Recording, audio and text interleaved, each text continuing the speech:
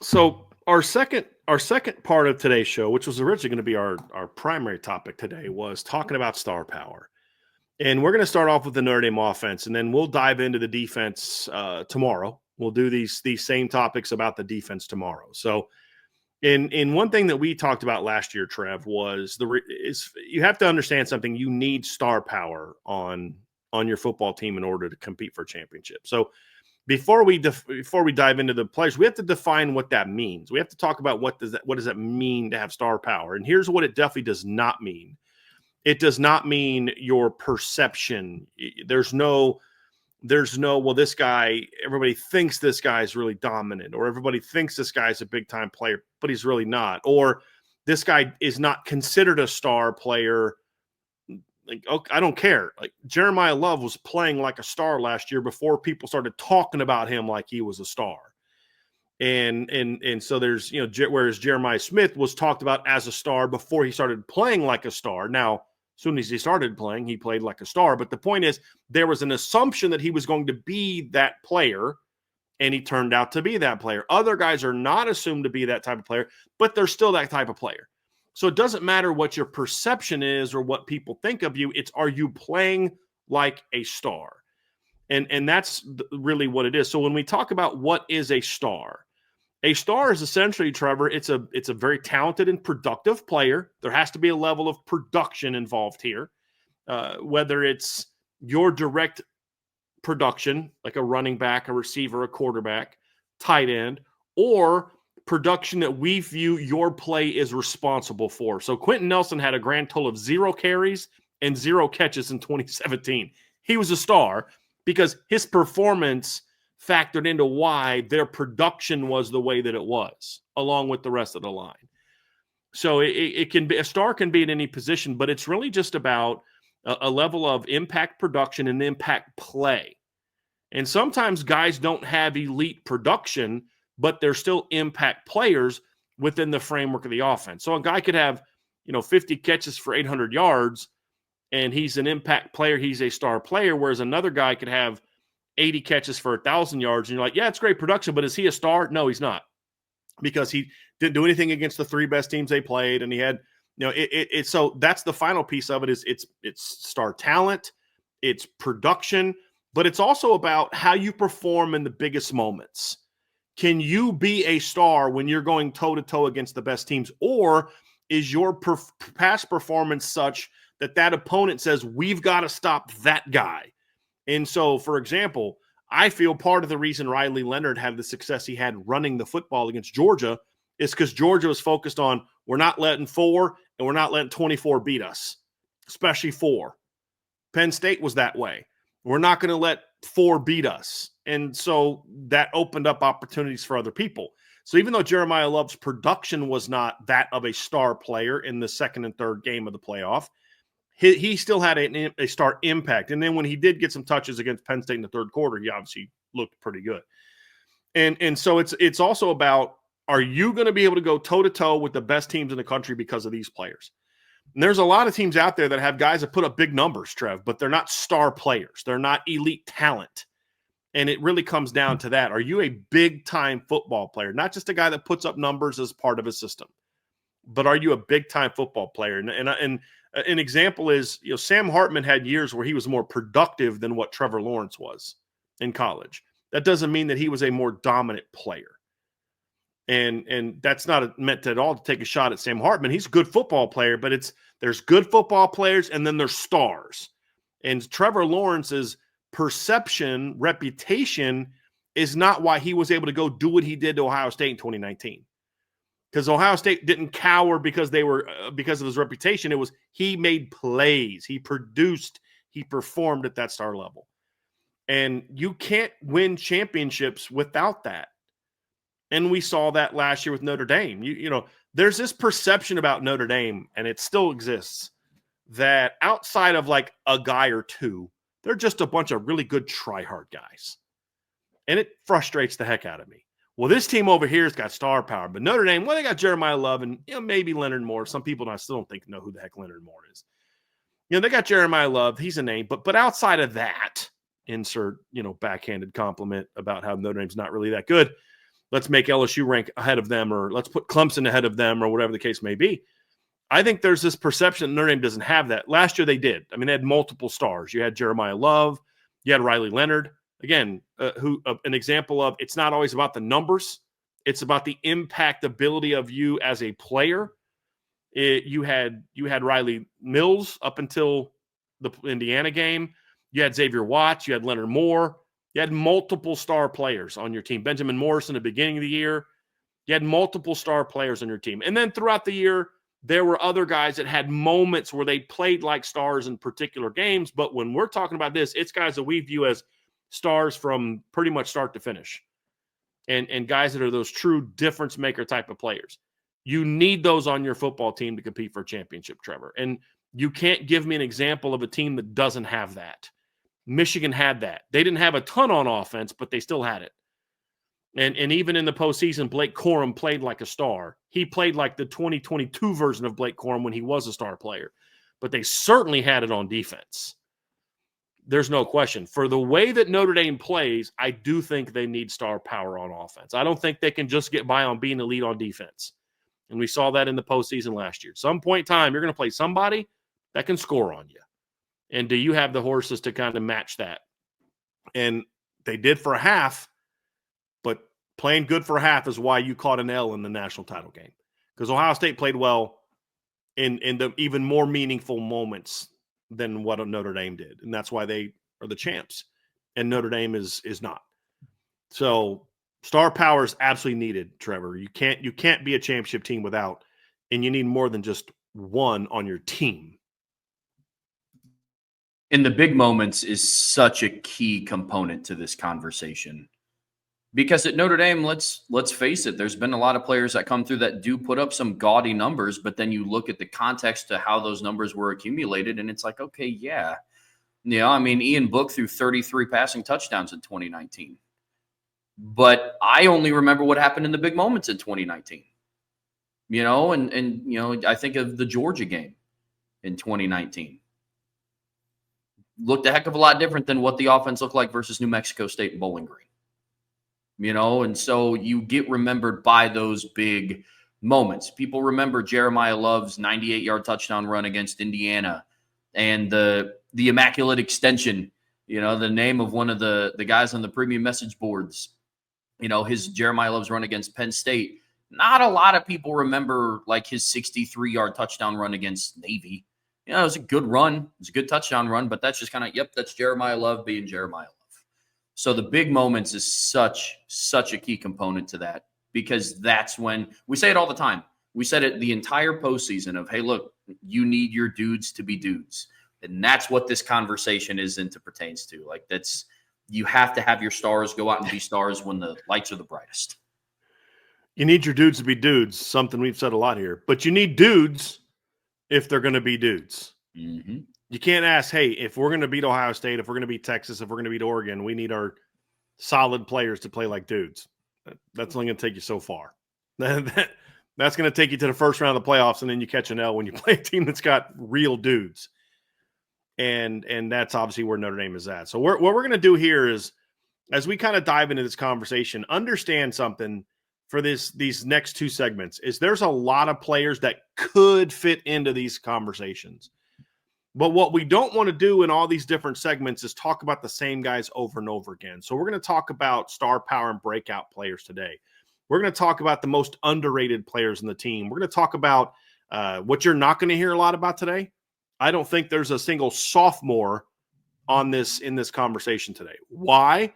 Because we have a whole special show planned in the next few weeks for the sophomores, because that class is going to have a lot to say about how good this team can be. Yeah. So this is not meant to be like, we're not going to cover the entire team today. And especially during the breakout segment, Trevor, this was the hardest I've ever had. This is the hardest it's ever been to pick a breakout session, because there's so many guys that could be that. And it's like, okay, well, let's not talk about this guy. So like, we're not going to talk about Jadarian Price today, because he's going to come up in a segment we're going to do in the next couple weeks. That's going to look at things a little bit differently. Matter of fact, actually his segment's going to be on the Thursday show. We'll talk about Jadarian Price in the Thursday show. So there's going to be some guys that don't get mentioned today Doesn't mean we don't think they can be this, but they fall into a little bit of a different category, and so we're going to talk about them later. But when you look at the star power, this isn't so much about, we're not going to spend the whole show talking about qualifiers, what if.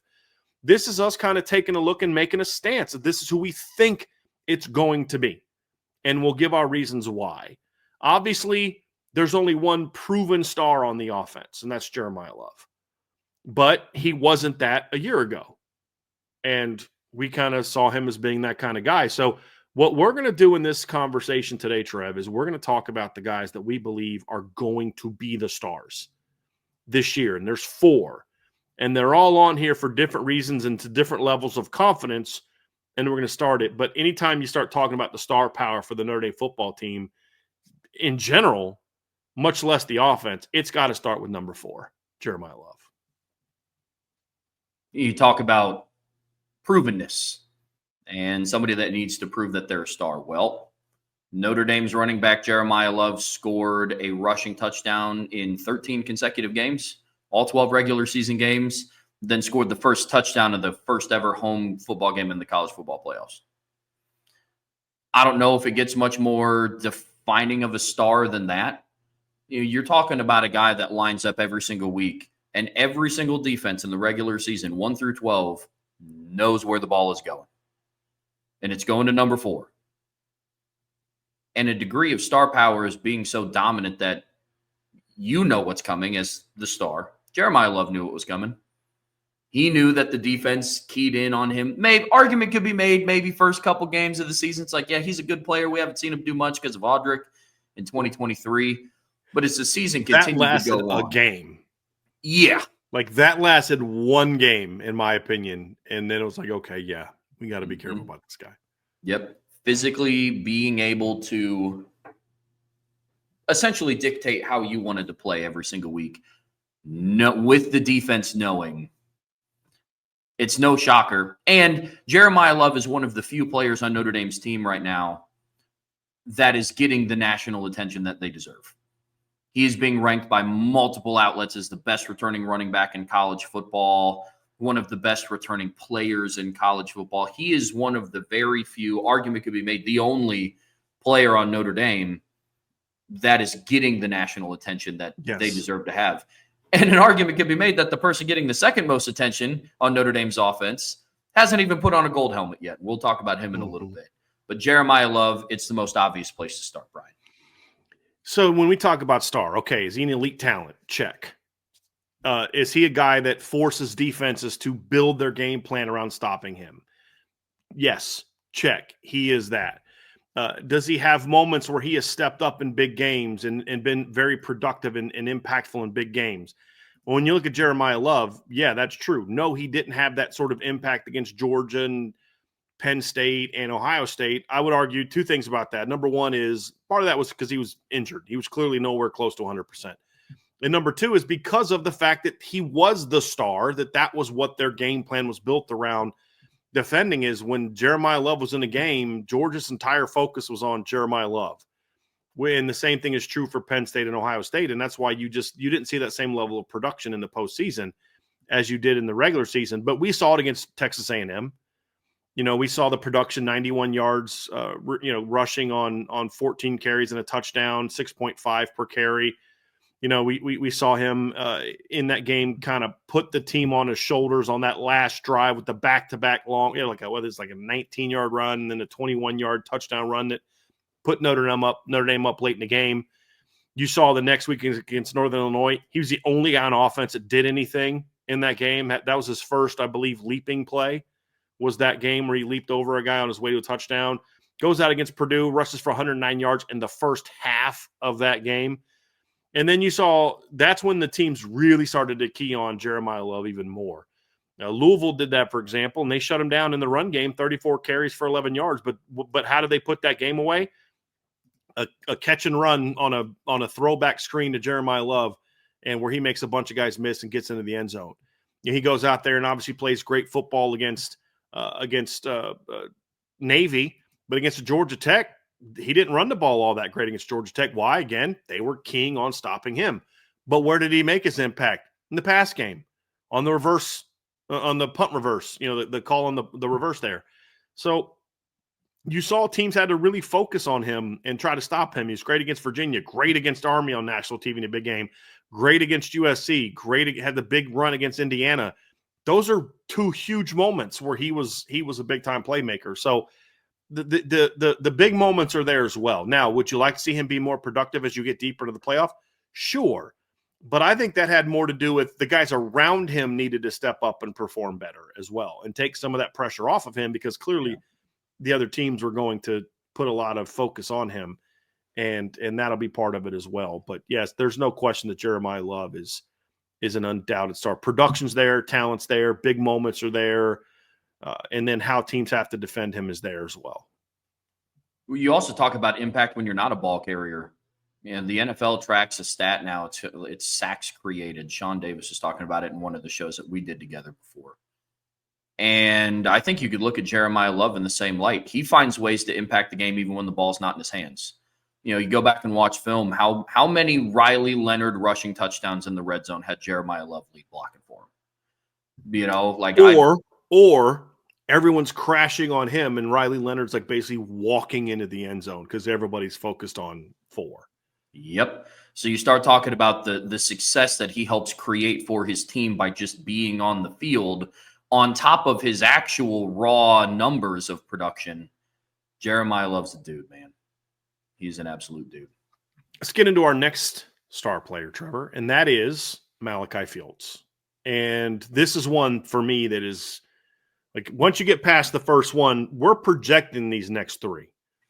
And what we're not going to do this whole offseason is, well, this guy has to prove this. Guys, that's true for That's true for almost everyone in college football. And I don't want to spend the whole summer throwing out qualifiers if this guy needs to do this. We're going to put our names on this, and we're going to say, this is what we think is going to happen. This is what we're predicting is going to happen. Yeah. And I absolutely think that when you look at this football team, there's no doubt in my mind that Malachi Fields has an opportunity to go out there and be a star player for Notre Dame this season. And I predict he will be. What I define as star player is not necessarily someone who's going to go out there and have 90 catches for 1,400 yards and be a Bolitnikov finalist.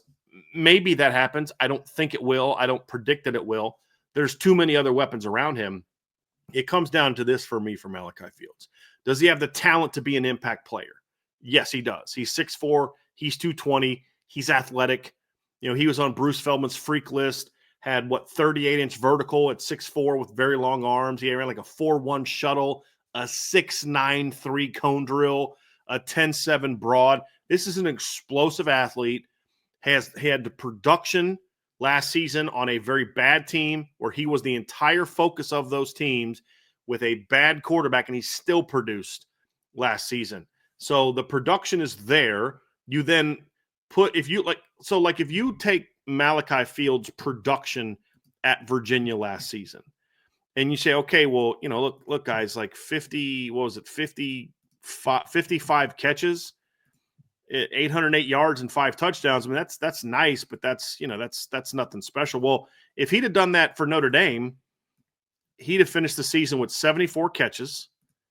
He'd have finished 16 games, and he'd have finished the season with 1,077 yards. And he would have finished the season with, 7 touchdowns. So 76 catches, 1,077 yards and 7 touchdowns. If just the same production he had last year at Virginia, if he played the entire season like he did there, same level of production, come to Notre Dame and so I said, Trev, they don't need him to be better than he was production-wise. They just need him to be what he was production-wise. Imagine if Notre Dame had a guy that last year caught 55 passes for 800 yards and 5 touchdowns in the regular season, what that offense would have looked like. And so the production will be there. It won't be like crazy air raid number production, but the production will be very good. And you want an example of what I'm talking about. I'm not saying that Malachi is going to be Jeremiah Smith, but I'm making the point that Jeremiah Smith did not have like this crazy regular season production last year that was just like, oh my gosh, that guy was unbelievable. Jeremiah Smith last year in the regular season had 57 catches. It's only 2 more than Malachi Fields. Last year, Jeremiah Smith had, 1 minus 187, 103. he had 934 yards. So that's where he had a jump on him. And then he had 12 touchdowns. It's another area. So had an advantage. The point is, he didn't have 1,000 yards in the regular season. He was a 934. Malachi Fields, I believe the year before in 2023, had 811 yards. He had 808 last year. So those are both in 12 years or 12 games. So it's not just about, okay, you've got to have 1,300 receiving yards in the regular season. It's about, are you an impact player? Are you a difference maker? Do you step up in the biggest moments? And Malachi Fields has that type of potential. And you know what kind of showed me that he has a chance to be that type of player, Trevor, is I would argue that the three best secondaries he played all year last year were against Louisville, Clemson, and Notre Dame. Against Louisville, he had 9 catches for 129 yards. Against Clemson, he had 3 catches for 65 yards and a touchdown. And against Notre Dame, he had 4 catches for 81 yards. He was very productive in those 3 games with terrible quarterback play. So when I look at a guy like him, I say that's a guy that has the talent, the production, proven production, and the type of guy that you have to game plan for him if he's the player we think he's going to be. And so he has all those tools. And like, we liked Bo Collins. I was hopeful he would be able to raise his game to another level at Notre Dame, but he hadn't shown star power at Clemson. But Malachi has. That's the difference. So when you talk about Malachi versus Bo Collins, the difference is one guy has proven it 2 years in a row to be that type of difference maker. The other guy was a high-ranked recruit who was solid in college that you hoped would take another jump. For Malachi, I've said this all along. All I need Malachi Fields to do at Notre Dame in 2025 is exactly what he did at Virginia, production-wise. Just be that guy, and this offense is going to be big time. Now, I think there could then be a jump in production if it wasn't for the presence of a couple other guys we're going to talk about today. But if he produces like that in Notre Dame, that's star power in this offense. And imagine having Jeremiah Love running in an offense where you've got that type of weapon in the boundary, because you didn't have that last year. And so that's why I put Malachi Fields in my star power conversation. Yeah, Malachi Fields is at the top of the list for me for like has to. If Notre Dame is going to take that next step on offense, he is at the top of my list for he has to be a star for Notre Dame. But I feel comfortable in saying that because he had, to your point, Brian, he's had success doing that. Like, that's been his role. Last year, he had to be Virginia's offense. And he was, with not good quarterback play. But I look at this Notre Dame team and what has it been missing? It was that big-bodied weapon in the boundary, and that's something Notre Dame hasn't had since 2019 when Chase Claypool left. There's been some guys that have had good seasons.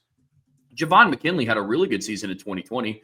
Unsung guy, always showed up in the biggest moments, had over 100 yards receiving in their biggest game of that year against Clemson in the regular season. But if I'm weighing who I would prefer to have in the boundary this year for Notre Dame, I would rather have Malachi Fields because of what he brings to this offense. So he's at the top of my list for players that have to be a star. He gives you an aspect on offense that you haven't had. Even if you just take out what his projected production was going to be over 16 games, and you just take what his production was in 12 games, and then you just say that was over 16, he becomes Notre Dame's leading receiver in all major categories. Receptions, yards, touchdowns. Yeah. By a lot. I mean, think about it, Trev. The most catches on the team last year was Mitchell Evans with 43. Malachi had 12 more than that in 12 games. Mitchell Evans needed 16. The next highest is 42. The next highest is 41. The most yards for anybody on Notre Dame's team last year was 592. And that guy got over 230 of those yards in the last 2 games. The next highest after that was 490. He was hundreds of yards greater than anybody else. And then, of course, he had more touchdowns. Now, part of that is because he was the pass offense at Virginia.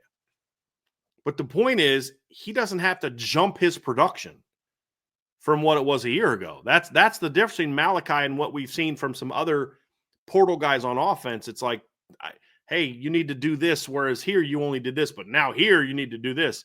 With Malachi, it's like I'm not even projecting him to do anything different production-wise. Nope. Just do what you did last year, and Notre Dame's fine. If you give me a boundary receiver that has 50-plus catches in the regular season and 800-plus yards in the regular season and 5 to 6 touchdowns, which is exactly what he's done the last 2 years, that's a huge impact in this offense. Huge impact.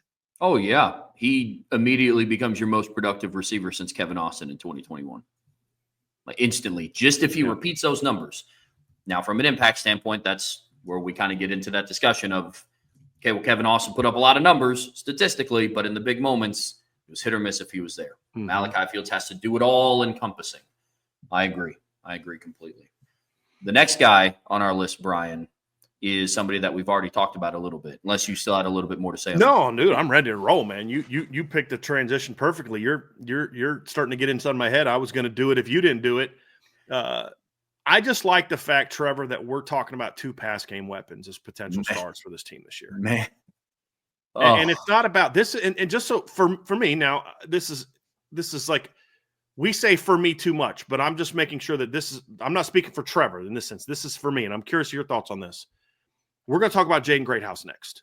But before we get to Jaden Great House, I want to make this statement because this popped in my head as we were talking. Like, this isn't because CJ Carr's the quarterback. This isn't because Kenny Minchie might be the quarterback. This is because this is where I see these individual players performing. So it's not like, well, now that Riley's gone, Jaden Great House is going to be a star. No, this is about, no matter who the quarterback was going to be, if Steve Angeli was still at Notre Dame, if Riley Leonard came back for a 5th year, he's on my list. And there's a lot of reasons why. And when you look at last year's finish of the season, a lot of it's that, Trevor, but it's not the only reason why. You break down the games last year, guys, and there's a lot of games where Jaden Great House should have been more productive than he was, from the standpoint of he was open a lot more than he got the football. This is a team that didn't throw the ball a lot. It was a team that had a quarterback that just wasn't super comfortable throwing the ball over the middle of the field. Just all year he wasn't. So a lot of those over the middle throws where Jaden was getting open, he wasn't getting the ball. He had his own drop. He had a huge drop against Northern Illinois. Like, big drop in that game. Didn't drop another pass the rest of the year. And I think more than overcame that big drop in some other clutch moments this season. And so when I look at Jaden Great House, it's really about checking a lot of those boxes, Trevor. Does he have the talent to be a star player? Yeah, he does. We graded him. I graded him as a top 100 recruit coming out of high school. I think I gave him a 5-star upside grade. So, like, the talent has been there. This isn't a surprise that Jaden Great House stepped up and did what he did last season in the playoffs. That's not a surprise. The talent's been there. Number 2, does he have the chance to produce at that level? Yes, within what – I mean, look, he can't just repeat what he did last year numbers-wise in 16 games and be a star. In my opinion, I just don't think that can be there. But he doesn't need, like, to double his catches and double his yards because of the fact that there's another pass game weapon over here, and there's 2 pass game weapons we're going to talk about in the breakout session. Plus, the number 1 breakout guy we expect to get more touches in the pass game this year too. So with Jaden, I do see a jump in production. I do see, like, I could see Jaden Great House doing in the regular season what he did last year in the whole season. Yeah. And that gets him in that star power type of conversation. Now, is anyone going to be talking about Jaden Great House with a regular season of production at 42 catches for 592 yards and 4 touchdowns as being an All-American, a star player? No, but the impact is going to be there. Because if you condense what he did last year into fewer games, then you're not going to see the things we saw from Jaden Great House last year, where he's going to go, 4 straight games with 1 catch, and then 5 straight games with 1 to 2 catches. And you're not going to see him getting shut out of games because it's going to be that more consistent production. And now I think in an offense that does throw the ball more, you're going to see more opportunities also for him to get some more of those plays. And let's not act like the second year in an offense isn't going to show some of that also. Now that you're in year 2 of fully understanding the Mike Denbrock offense, that's going to allow Mike Denbrock to move some of these receivers around a little bit more. So, and then the final piece is, can he step up in big games? And look, Jaden Great House caught 3 balls for 14 yards in the first 2 playoff games. And then he went out in the last 2 games and caught 13 passes for 133 yards. So you say, well, okay, but there's these 2 versus those 2. You know, what's the deal? You were coming behind in both of those games. Okay, fair. But we saw Jaden Great House step up in big-time situations during the season. Even when it wasn't numbers, I think of everybody talks about the back shoulder fade to Bo Collins that sparked that last drive. Well, what about the 3rd down play where Jaden Great House got that ball? Everybody talks about Penn State, the slot fade where he jukes a guy at the line, makes another guy miss in space. But what about the insane? That wasn't even his best. That was like not even in the top 3 of the best plays he had in that game. That's just where he got a lot of his yards. The 3rd and 9 back shoulder, just insane catch that he made earlier in that game. The 2 third down catches he made in the 4th quarter that, like, people forget when Christian Gray made his pick, they were not in field goal range. They had to get into field goal range. And who do they go to get the ball in the field goal range? Jaden Great House. But then we saw in the regular season too, Trevor. We saw him against Louisville early in that game with 2 huge plays. Obviously, first drive of the game against Navy, he only catches 1 ball against Navy. But on that first drive, he just smokes a guy for 42 yards. And you know, you're just like, dude, if they wanted to make him a focal point last year, he would have been more effective. But you didn't have a quarterback that was comfortable throwing him the football. I think that changes this season. But that's so the quarterback, the offense adjusting is why I think Jaden will produce more. But this isn't just like, well, now that you have a passing quarterback. No, this is just the natural evolution of who Jaden Great House is. If Riley Leonard was still going to be your quarterback, I'm still having the same conversation about Jaden Great House being a breakout star for Notre Dame or being a star for Notre Dame this year when it comes to his talent, his impact, and his production in big moments. To put some numbers to what you're talking about, Brian, we're talking about a kid who in 2 seasons has had 1 drop in all of his targets across 2 seasons. Last year, he had 25 catches that went for first downs. 25. So over 50% of all of his catches from last season went for first downs. 9 of them came in the college football playoff semifinals and the national championship game. He had 4 against Penn State, 5 against Ohio State. When you talk about a player of that magnitude, it is about your impact in the game. Because it is unrealistic to say, well, Jaden Great House every single week is going to go 6 for $128 and 2 touchdowns. If he does that, then yes, give me all the Biletnikoff Award hype, get me the All-American hype. He's going to go in the first. If he does that every single week for a 14, 15, 16 game season, then yes. But Jaden Great House's impact, even though he had 6 games last year where he either ended with 1 or no receptions, in the games where he had 1 reception, yeah. 8. In those games, his 1 catch still went for first down. He ended 2 games last year without a first down reception, and it was against Miami of Ohio and let me see here. He didn't have any catches Purdue against Miami Purdue. of Ohio. Yeah. Purdue and Miami of Ohio were the only 2 games the entire season. And that's crazy. Those are wild numbers when you start talking about that. And so Jaden Great House is a guy that absolutely should be on this list. It is going to be interesting to see what his evolution is going to be this year because I'm excited to watch what the culmination of that is. There's some other numbers on there, Trev, when you look at his season that said something to me that impact me when I am breaking down Jeremiah Love or Jaden Great House, excuse me. And in one of those is Notre Dame last season targeted him 42 passes. They targeted him only 53 times. That's a 79.2% completion rate when he was targeted. And so when you look at his numbers and you look at his production on a per target basis, so 592 targets for 53 attempts, that's 11.2 yards per pass attempt. Like that is a very good number, especially in an offense that doesn't exactly, throw the ball a ton and isn't overly effective. And so when you talk about a slot guy also that's not getting a lot of, some of the downfield, some of the vertical throws, like that's a very good number. It's a very healthy number. And I think that factors into it as well, on top of, like you mentioned, the first down rate. Like, we look at like some of the guys at Oregon last year that everybody talks about, big time playmakers, and Tez Johnson and Evan Stewart's. Tez Johnson was minus 9 yards an attempt last year when he was targeted. And he had a very high target rate, just like Jaden Great House, 81.2. But a lot of that stuff is quick game. Jaden Great House isn't just exclusively getting quick game.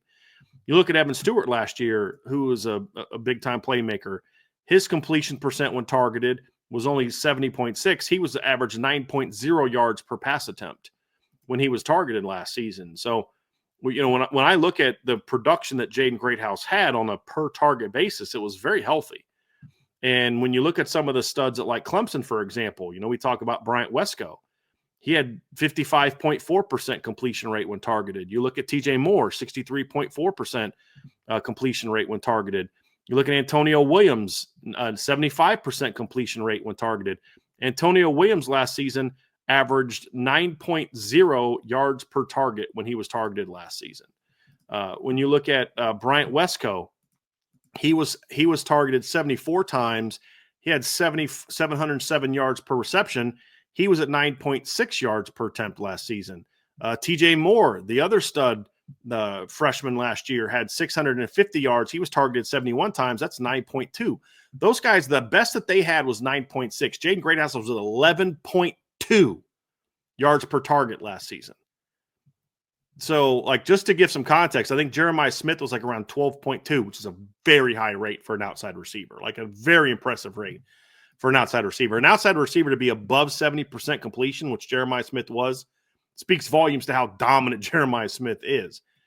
But again, he wasn't a guy that went out there last year, Trevor, and just had these insane numbers. Ryan Williams for Alabama, 865 yards last year, averaged 18 yards a catch. He was at 55.2% completion rate when targeted. Last season, he averaged 9.9 yards per target. Notre Dame was more effective on a per-target basis throwing the ball to Jaden Great House than Alabama was throwing the ball to Ryan Williams. Think about that. Than Clemson was to any of their receivers that now have people going out here. Now, again, this isn't to say he's better than Ryan Williams, we've already said the two best receivers in college football coming back next year, Jeremiah Smith and Ryan Williams. But what this shows is when you can put his production up on those type of numbers, you start to get a sense of how good he was when he was actually targeted. And that's the thing that I point to and say, hey, look, this is why I say this guy's an impact player. Because if you look at the raw numbers, I believe that kind of takes away a little bit of understanding of just how good he was last season. And why I comfortably sit here and tell you, hey guys, this guy is going to be a really good football player for Notre Dame. And why I think this guy's a star football player. You want to talk about a guy that I think his numbers compare very favorably to, and style of play somewhat compares favorably to, is Ladd McConkey from Georgia. When you look at Ladd in his last year at Georgia, he had an 81.8% completion rate. His first year, 79.5, 70.7, 81.1. And so you see Jaden's last season was right on target with those. Jaden was a 66.7 as a freshman. But so Ladd McConkey in his last year had 483 yards. He was targeted 37 times. That's 13.1. That's pretty good in limited games. Didn't play a whole lot last season. The year before that, when they won the title, however, 762 yards on 82 targets, and we would all agree that Ladd McConkey was a pretty darn good football player that year. 9.3 yards per target. The year before, when they won their first title, Ladd McConkey was 11.5 yards per target. So like Jaden Great House is in that range in completion percentage when targeted and yards per pass attempt when targeted. So I've just gone through and given you a bunch of football players, and some are slightly higher, some are slightly lower, but he's right in that conversation when you talk about yards per target. And that's something that I point to and say that's why I think Jaden Great House is an impact player. Because when you actually throw the ball to him, he's, just honestly, Trevor, dominant. Yep. And we said it all year. How many times did we sit on a show like, I don't know what's going on, but Jaden Great House was open all game, and I don't know why he didn't get the ball. And then finally, when they're down against Penn State and Ohio State, and they have to throw him the ball, he goes off.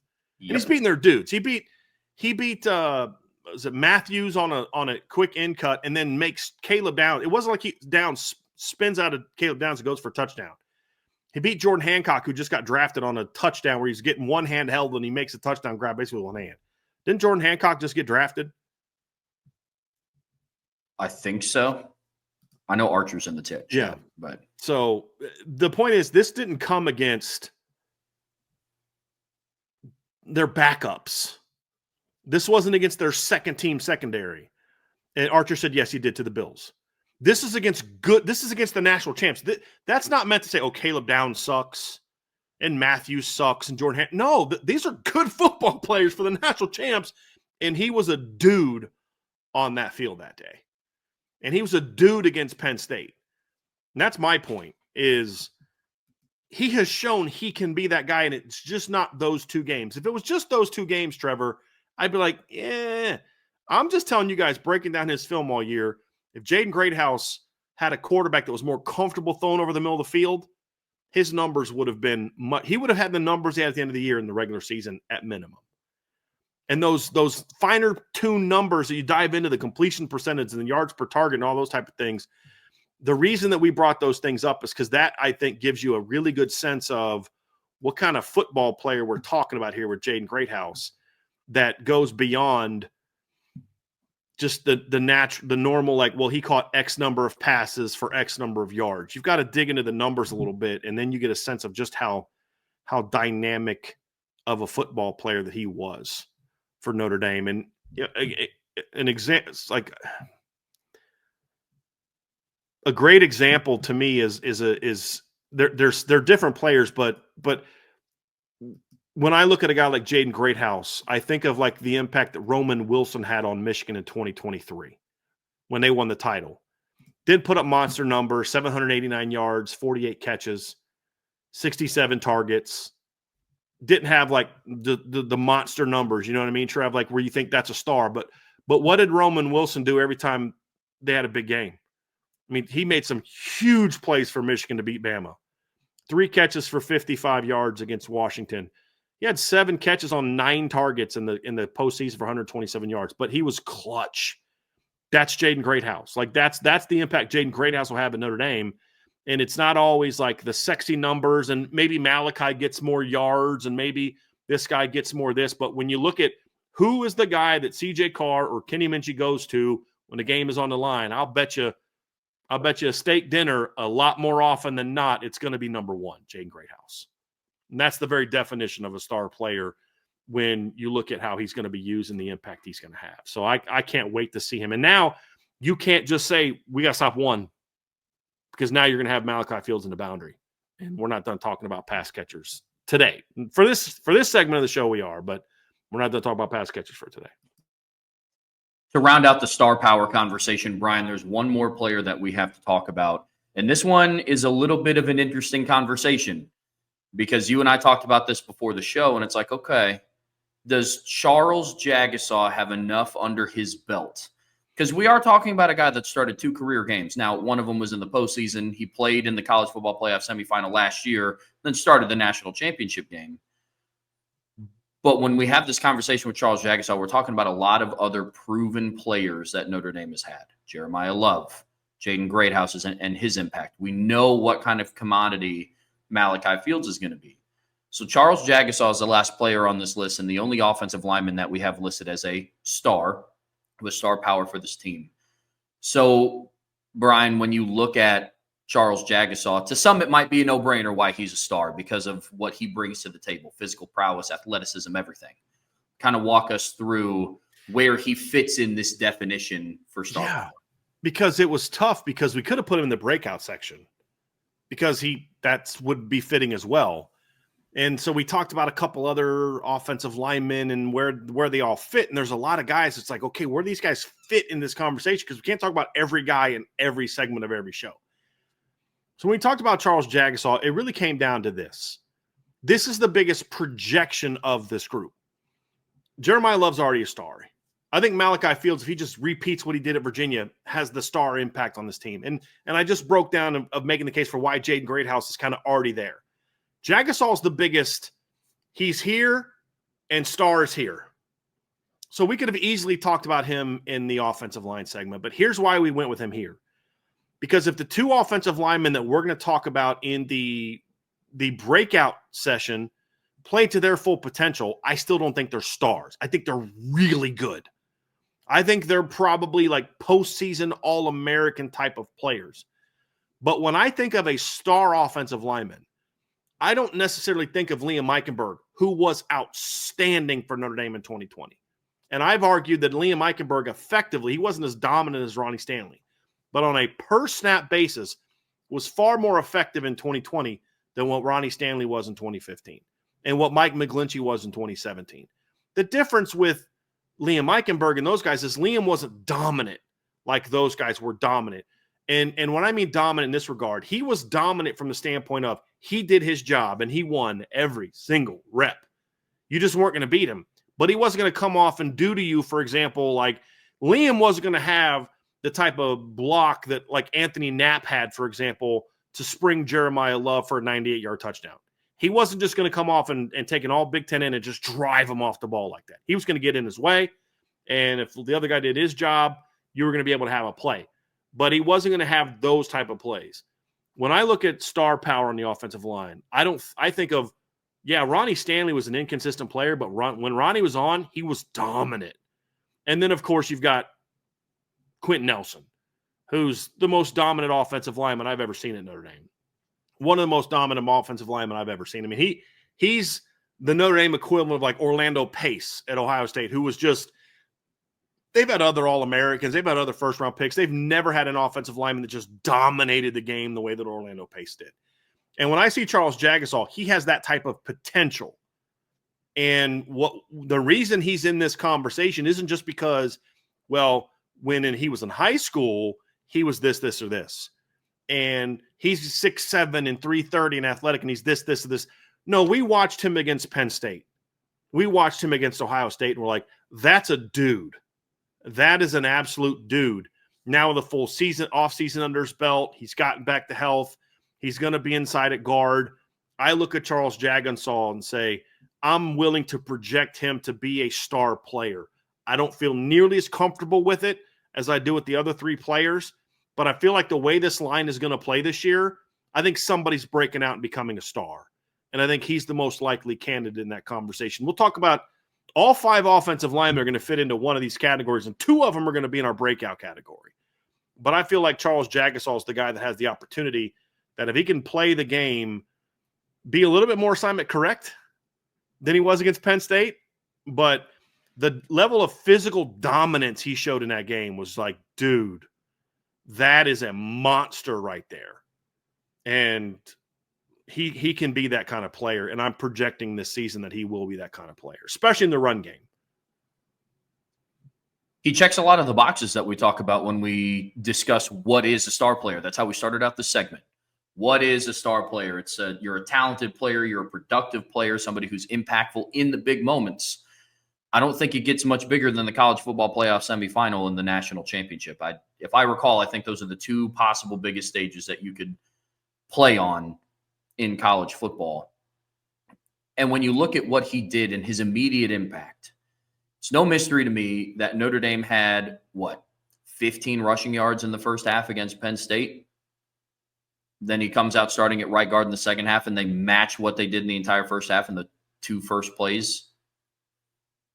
It's not really a mystery to me that some of the best pass protection that Notre Dame had all season long was in the national championship with Charles Jagasaw at left guard, a position that he might not even play in 2025, going up against Ohio State sack leader and JTT.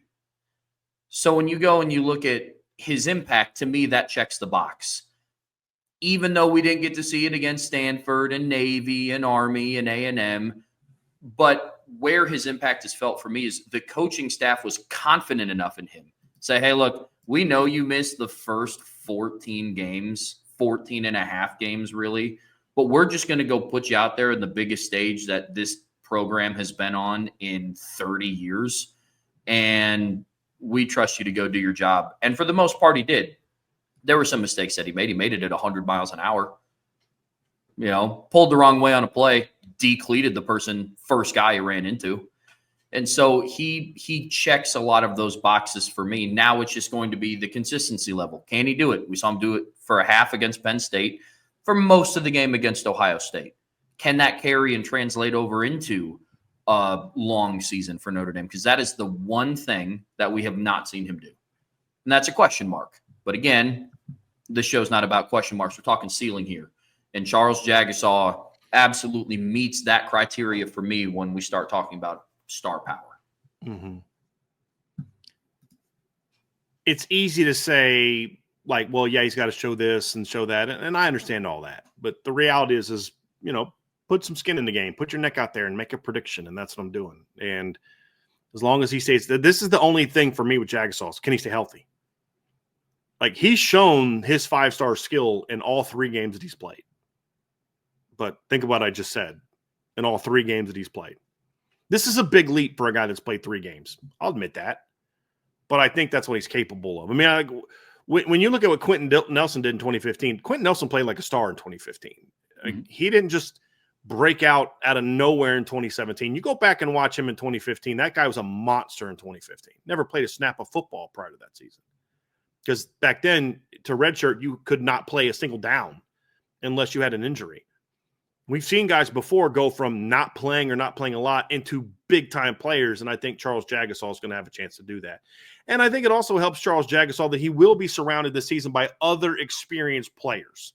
He'll have Emil Wagner to his right. He'll have Ashton Craig to his center. He'll have Billy Schrouth and Anthony Knapp on the other side of the line. So it's not like he's got to carry the team in a lot of different ways. He doesn't have to be the leader of the offensive line. I don't need him to be a leader. I don't need him to say a word in meetings. I don't need him to say a word at practice. I'll let Emil handle that. I'll let Billy Schrouth handle that. I think Emil's going to be the potential captain from the offensive line. I need Charles Jagasaw on Saturdays and one Sunday night to dominate. And that's all he has to do, dominate. And I think he's certainly capable of it. And I think, he handled pass pro in that Penn State game extremely well also. And so and Penn State's not a team that's got a bunch of bums up the middle of their defensive line either. So I thought that just showed that he's that kind of player. Yeah. Couldn't agree more. Could not agree more. Any final thoughts on star power for Notre Dame's offense, Bryan? Like, there's a lot of other guys we could talk about that could become this. And I think that's a big reason why I'm so excited about this football team, is because the argument in the past is who do we kind of put into the potential star power conversation? Now it's like, well, let's not put him in. Let's put him in a different segment. We had to talk ourselves out of putting certain players in this conversation so that way we could put shows together for different categories. But there's going to be, so like when we talk about Jadarian Price on Thursday, actually that'll be tomorrow. Thursday, because we're going to do defense tomorrow. We're going to talk about him in the standpoint of like, dude, if this guy's on a lot of other teams, he's a star player. Yep. He's an impact player. And here he's kind of overlooked. It's like half the fan base seems to think, well, you put Aeneas in there, put Keidron Young in there. It's like, dude, do you guys really not understand how good this kid is? It's like national media is always talking about how good Jadarian Price is, but a lot of Notre Dame fans want to bench him for some other guy for some weird reason, and I don't understand it. It was really about, man, we could put this guy in this conversation. We could put that guy. This is the most confident I've been since probably 2018 that Notre Dame's going to have multiple star players on offense. In 2018, obviously, then Dexter gets suspended for the first 4 games, which kind of slowed that down. But you looked at Chase and Miles. You talked about the potential of maybe an Alizé Mack stepping up. Yet Alex Bars was I thought he was going to be a star that year, and he was playing like one until his knee got hurt. I mean, Alex Bars was having a monster season in 2018 prior to his injury. So you probably have to go back to then to when I had this much confidence that this team was going to have stars on offense. Yeah. Just confidence. Not like every year there's this guy could, to where now I'm like, I'll be surprised if Great House isn't that. I'll be surprised if Malachi's not that. I'll be surprised if this guy's not that. And that's really the biggest difference between now and then. Well, listen, folks, we are getting ready to transition over into what our predictions for breakout players are going to be for Notre Dame's offense. But before we get there, you guys know what it is. Be sure to hit that like button, hit that subscribe button, hit that notification bell, share this podcast with your friends and family, whatever streaming platform you listen to this on, whether it be Spotify podcast or Apple podcast. We'd greatly, greatly appreciate a 5-star review. But as always, the best way to support what we do here, you see it scrolling down there at the bottom of the screen, is subscribe to the premium message boards at boards.irishbreakdown.com.